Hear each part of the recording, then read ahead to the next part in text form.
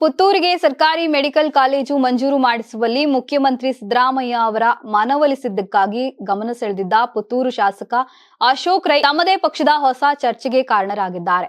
ಪುತ್ತೂರಿನಲ್ಲಿ ನಡೆದ ಕಾಂಗ್ರೆಸ್ ಭವನ ಶಿಲಾನ್ಯಾಸ ಕಾರ್ಯಕ್ರಮದಲ್ಲಿ ಮಾತನಾಡಿದ ಅವರು, ಇನ್ನು 6 ತಿಂಗಳೊಳಗೆ ಡಿಕೆ ಶಿವಕುಮಾರ್ ಮುಖ್ಯಮಂತ್ರಿಯಾಗಿ ಪುತ್ತೂರಿಗೆ ಆಗಮಿಸಲಿದ್ದಾರೆ ಎಂದು ಬಹಿರಂಗವಾಗಿ ಘೋಷಿಸಿದ್ದಾರೆ.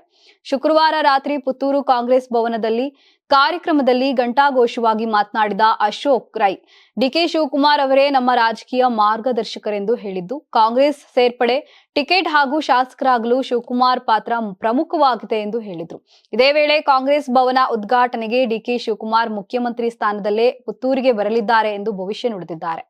ಕಾರ್ಯಕ್ರಮದಲ್ಲಿ ಮಾತನಾಡಿದ ಕೆಪಿಸಿಸಿ ಪ್ರಚಾರ ಸಮಿತಿ ಅಧ್ಯಕ್ಷ ವಿನಯ್ ಕುಮಾರ್ ಸೊರಕೆ, ಡಿಕೆ ಶಿವಕುಮಾರ್ ಮುಖ್ಯಮಂತ್ರಿ ಸ್ಥಾನಕ್ಕೆ ಇನ್ನೊಂದು ಮೆಟ್ಟಿಲು ಮಾತ್ರ ಬಾಕಿ ಇದೆ ಎಂದು ಹೇಳಿದ್ದಾರೆ. ಕಾಂಗ್ರೆಸ್ ಮುಖಂಡ ಕಾವು ಹೇಮನಾಥ್ ಶೆಟ್ಟಿ ಡಿಕೆ ಶಿವಕುಮಾರ್ ಸಿಎಂ ಆಗಬೇಕು ಮತ್ತು ಅಶೋಕ್ ರೈ ಸಚಿವರಾಗಬೇಕು ಎಂಬ ಆಶಯ ವ್ಯಕ್ತಪಡಿಸಿದ್ರು. ಆದರೆ ಡಿಕೆ ಶಿವಕುಮಾರ್ ತಮ್ಮ ಭಾಷಣದಲ್ಲಿ ಈ ವಿಚಾರಕ್ಕೆ ಯಾವುದೇ ಪ್ರಕ್ರಿಯೆ ನೀಡದೆ ಕೆಪಿಸಿಸಿ ಅಧ್ಯಕ್ಷನ ನೆಲೆಯಲ್ಲಿ ಕಾರ್ಯಕರ್ತರನ್ನ ಹುರಿದುಂಬಿಸುವ ಮಾತುಗಳಿಗೆ ಸೀಮಿತರಾಗಿದ್ರು. 2023ರ ವಿಧಾನಸಭಾ ಚುನಾವಣೆಗೆ ಮುನ್ನ ಬಿಜೆಪಿಯಿಂದ ಕಾಂಗ್ರೆಸ್ಗೆ ಸೇರ್ಪಡೆಯಾದ ಅಶೋಕ್ ರೈಗೆ ಟಿಕೆಟ್ ನೀಡುವ ವಿಚಾರದಲ್ಲಿ ಆಂತರಿಕ ವಿರೋಧಗಳಿದ್ದರೂ ಕೆಪಿಸಿಸಿ ಅಧ್ಯಕ್ಷರಾಗಿದ್ದ ಶಿವಕುಮಾರ್ ಅವರೇ ಟಿಕೆಟ್ ನೀಡಿದ್ರು. ಚುನಾವಣೆಯಲ್ಲಿ ಗೆಲುವು ಸಾಧಿಸಿದ ನಂತರ ಅಶೋಕ್ ರೈ ಸಿಎಂ ಸಿದ್ದರಾಮಯ್ಯರ ಜೊತೆ ಆತ್ಮೀಯ ಸಂಬಂಧ ಹೊಂದಿದ್ದು 2025ರ ಅಕ್ಟೋಬರ್ 20ರಂದು ಪುತ್ತೂರಿಗೆ ಭೇಟಿ ನೀಡಿದ್ದ ಸಿದ್ದರಾಮಯ್ಯ ಶಾಸಕರನ್ನ ಬಹಿರಂಗವಾಗಿ ಶ್ಲಾಘಿಸಿದರು. ಇಂತಹ ಹಿನ್ನೆಲೆಯಲ್ಲಿ ಡಿಕೆಶಿ ಬಣದ ಬಲದ ಬಗ್ಗೆ ಚರ್ಚೆ ನಡೆಯುತ್ತಿರುವ ಸಂದರ್ಭದಲ್ಲಿ ಅಶೋಕ್ ರೈ ಹೇಳಿಕೆ ಮಹತ್ವ ಪಡೆದುಕೊಂಡಿದ್ದು,